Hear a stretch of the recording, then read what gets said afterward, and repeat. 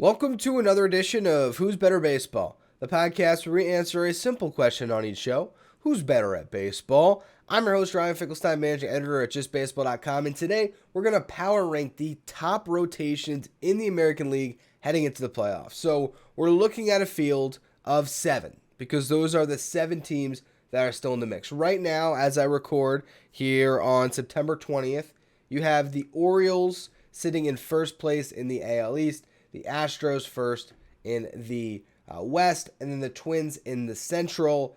The Rays are the first wildcard team. The Blue Jays, the second wildcard team, up a game on the Mariners and the Rangers, who are at a dead heat. They're tied right now. So any of these teams, or 6 of these 7 teams, will make the playoffs. And we wrote an article at justbaseball.com written by Matthew Marasco. He does a lot of the pitching stuff for us on the site, where he ranked his list. And I looked at it. I'm the editor, so I was looking at everything and seeing if I agree with him or not.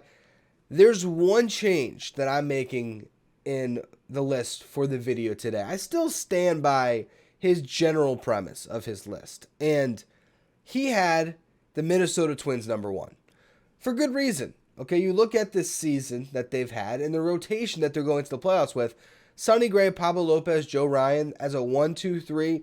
I think you're pretty comfortable handing the ball to any of those guys. Okay, Sonny Gray has had an unbelievable season, sub-2 ERA. Pablo Lopez has been right there as well. He's actually leading the team in FWAR. He's also leading the team in expected WOBA and expected ERA. So the expected stats haven't been as the most effective pitcher on the Twins. You look at what Sonny Gray has done. He's been the more effective pitcher when it comes to just the overall results and getting that ERA where you want it to be. Those two as a 1-2 punch, that's as good as a lot of teams in baseball can throw out there. And Joe Ryan is a guy who strikes out a lot of batters, has great stuff, who you could see really being able to thrive in an October setting. But he still has to prove it, as does really this entire rotation, because Sonny Gray doesn't have extensive playoff experience. I don't even know if he's pitched in the playoffs off the top of my head. Trying to think back on his career and when he might have. I don't know. 2020 potentially with the Reds. I'm not sure. Pablo Lopez with the Marlins never made the playoffs. So there's that side of it. Now, you look at the back end of the rotation. Kenta Maeda and Bailey Ober. 2 guys who have been solid this year. Okay, and so that gives you at least a decent pitcher to throw out in a game 4. Now, particularly, I would imagine it's Kenta Maeda. But for me, the team that I will put ahead of them in my personal power ranking here is the Seattle Mariners. I think the Seattle Mariners are one of the most dangerous playoff teams imaginable. For one, you look at their season record, and that has them in the position they're at, still clawing for a playoff spot, but they were a disaster early in the year and struggled to stay in the race, and it's been an incredible second half that's propelled them right back into it. I think they're more of the second half version of this team, and I look at their 1 through 5, and I think you can make the case that they have the best starting rotation in all of baseball, not just in the American League. I mean, Luis Castillo as your ace. I think you feel great about giving him the ball in a game 1. George Kirby and Logan Gilbert as your 1, 2, 3. That's, to me, 3 pitchers that can win any playoff game. And I really think that when you are analyzing a playoff rotation, you have to spend most of your time looking at the top 3. Okay, because particularly in a wild card series and in a division series, those 3 guys are really going to make the difference. Now, granted, if you burn your top 3 fighting through a wild card to get to the divisional round, well, then you're still going to need those back-end guys to help you get through the divisional round. And then if you get to a long series, a 7-game set in the ALCS or the World Series, yeah, you're going to need all of that depth. And that's where I think the Mariners really do take a step above the Twins. I think if you want to make the case for the Twins top 3 over the Mariners top 3, I think I'd still take Seattle. But I understand, based on the seasons that we've seen from Gray and Lopez in particular, why you might say, all right, I like the Twins top 3 over Castillo, Kirby, and Gilbert. But I look at the back end of this rotation. We're going to have another article coming this week by Lyle Goldstein, who does the Marine Layer podcast for us at Just Baseball, and he's been writing the Mariners articles for us all year. I assigned this week for him to write a story on Bryce Miller and Brian Wu, because they've had 2 rookie starters who have really stepped up and have been throwing the ball great lately. And I think that's what, to me, takes that rotation and puts it to a different level. It makes it the best in the American League right now. And it's the team that I think is the scariest to make a run. The crazy thing is, right now, again, if you refer back to the wild card standings, it's the Blue Jays, the Mariners, and the Rangers who are battling it out here to try to make the playoffs. If I had to pick the 6 teams that I think have the best chance of making a World Series run, I think I'm actually putting the team that has the best run differential of that group, the Texas Rangers, who are plus 151. And I don't know if they have as good of a chance to make a run as some of these other teams, because third on Matthew's list, and I agree with him, is the Toronto Blue Jays, because their rotation is just way more solid than what you see in Texas with either team, the Astros or the Rangers, and you can make an argument it's better than the Rays as well. So I look at what they got going in Toronto. Kevin Gausman is, at this point, a perennial Cy Young candidate. He has just proven year over year with that great splitter of his that he's a dominant ace. He really is. Chris Bassitt and Jose Barrios, they've been really solid this season. Barrios, a huge bounce back. Bassitt is just a guy that I think you can really trust. Now, obviously, you see the Mets stuff behind me. I watched Bassitt every single start last year, and I was happy when the Mets chose a different direction and signed Kodai Senga over him this offseason, because we saw Chris Bassitt get exposed a bit by the Padres and the Braves, really, in playoff starts. Now, the Braves wasn't technically a playoff start last year. It was a start to decide the division at the end of the season, but he got lit up, and then he got lit up again in a pivotal Game 3 in the wild card round. So, with that in the backdrop of my mind, it's hard for me to look at this Blue Jays rotation and just give them a complete pass. But again, when you look at what these guys have done this year and the fact that Chris Bassitt is an accomplished veteran starting pitcher that you feel pretty good about still, I think. If you compare Chris Bassitt to the likes of Kirby, Gilbert, Lopez, Joe Ryan, I don't think he's out of their league entirely. I think he's a pretty solid number 2. Maybe I would take some of these guys over him. I'd probably take Pablo Lopez over him. I'd probably take George Kirby over him. But I still think he's solid. And Barrios, with the bounce back he's had, that's really solidified this rotation. I think the thing about making a deep run is the Blue Jays have the depth, because Usei Kikuchi has been really good. No, his last start wasn't great, but he's been solid throughout the year.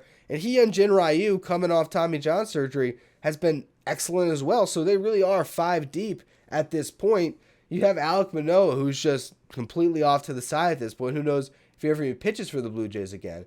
But it doesn't matter, because they have 5 quality starting pitchers. And I think if you look at the American League right now, I think there's 3 teams that you can say that. I think it's the Twins, I think it's the Mariners, and I think it's the Blue Jays. I think that's why Matthew is right in ranking them as his top 3, although, again, I think the Mariners should have been number 1. With that said, you move beyond that. He's got the Tampa Bay Rays at number 4. I don't know if I necessarily agree with that, but I wasn't upset with it to the point that I was going to take the editor's final approach before publish and flip it around, because I think it is splitting hairs in the sense that I still believe in the Houston Astros rotation with Framber Valdez and Justin Verlander more than I believe in the Tampa Bay Rays rotation. But I also can understand why you would think that the Rays have maybe 3 starters that you could trust in the playoffs. And you can't even say that necessarily about the Astros.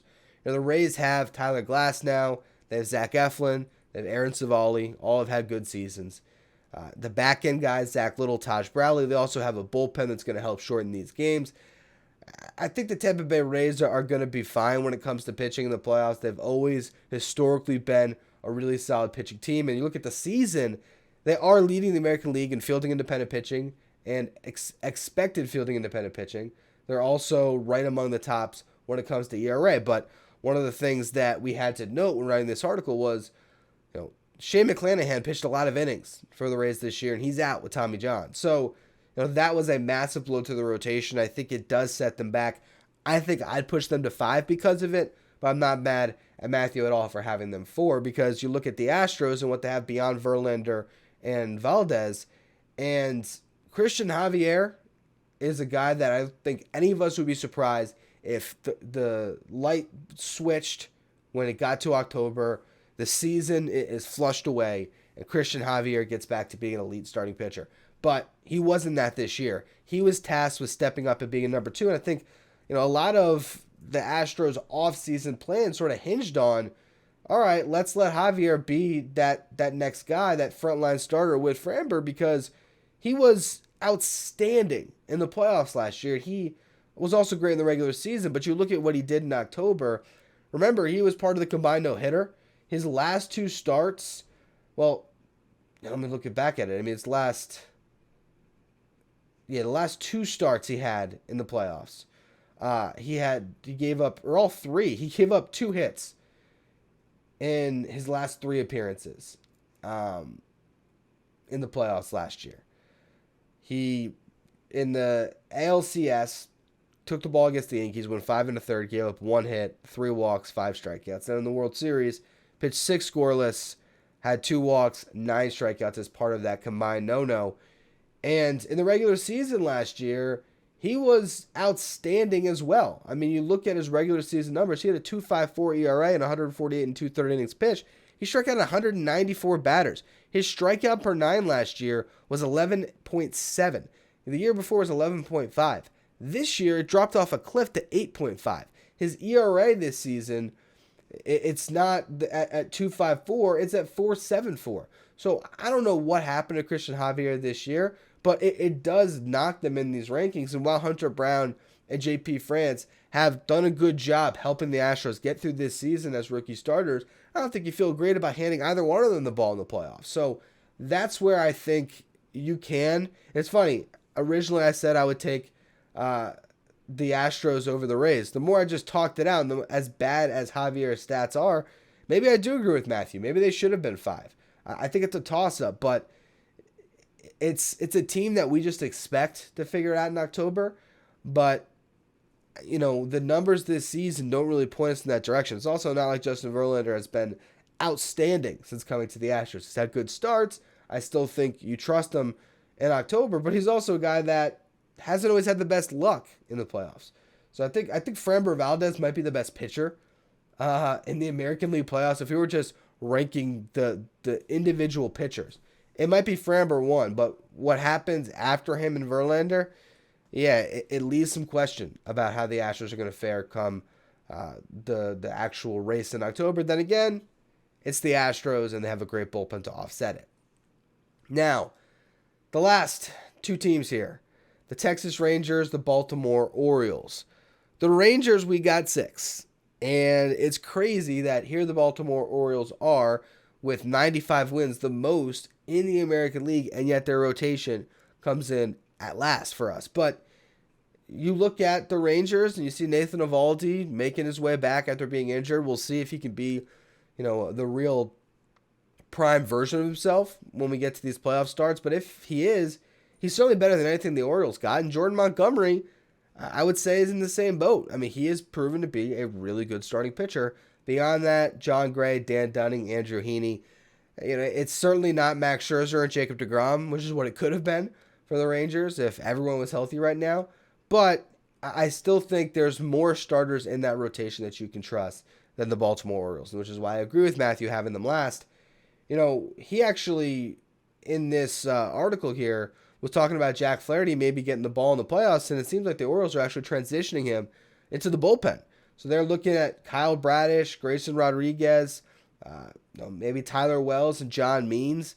They also have Dean Kramer and Kyle Gibson. They have a lot of options, but outside of Kyle Bradish and Grayson Rodriguez, not a lot of those options seem to be good options. I think G-Rod has really come alive lately, and that's been massive. I think even going back to the preseason, all of us were looking at what the Orioles did and said, they should have added a starter. And everyone was penciling G-Rod as their ace before he'd even established himself at the big leagues. It was just, all right, he's the one guy they have that has frontline stuff. He's going to be the ace. And then he faltered for a good portion of this season where you wondered if he was even going to be a contributing member of the Orioles rotation come season end. Luckily, he's figured it out. He's looked a lot better. But how do we know that he's going to step into October under the bright lights and just immediately succeed? Kyle Bradish, same boat here. I mean, there's not a lot of experience in that rotation.